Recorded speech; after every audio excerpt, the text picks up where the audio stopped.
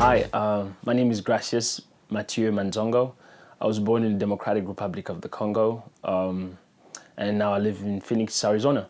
As a kid, I moved around a lot. I'm pretty sure I visited, or I lived actually, in 3 or 4 cities before I was 10, you know. I was born in the southeast of the country, and then I moved to the capital city when I was younger, and then I moved back into the southeast in this province called Katanga.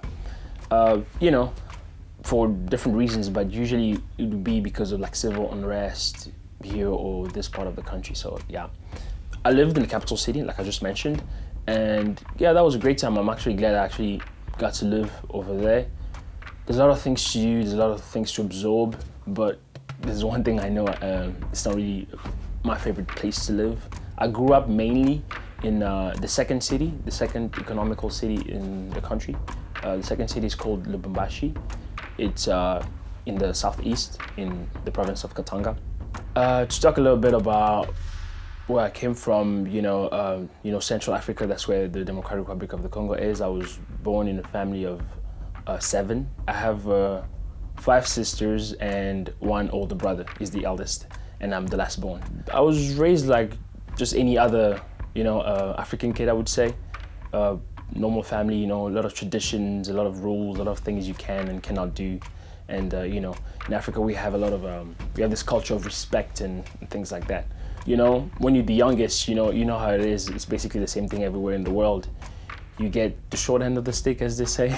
So yeah, in my family, we all raised a bit differently. We raised to be quite independent, each one of us. That's how I ended up on this side of the world, all the way across the ocean.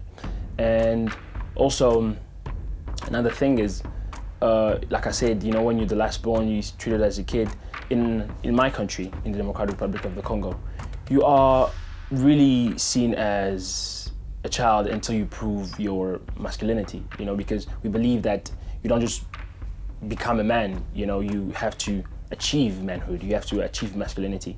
So there's a lot of things you need to do to prove that you are now a man. We don't have a ritual per se where you have somebody go from being a child to being a man, like in other cultures they do. I know, for example, in Mexico they have quinceañeras for girls, but we don't have that. We don't have any rituals.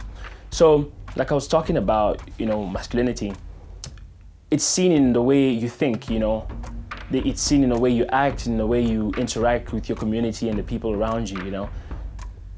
If, for example, you are considered to be a child, you're treated as a child. You are dressed as a child, you're seen as a child, everything you do or say, it's like, yeah, he's a child, But once these things change, once you show the difference in your intellect or in your way of speaking, your way of interacting, your way of reacting to things, then, you get that respect.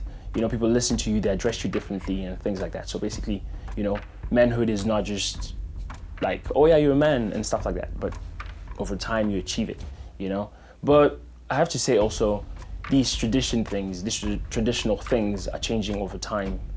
It's becoming a bit different. There's more openness, there's more forward thinking, I would say.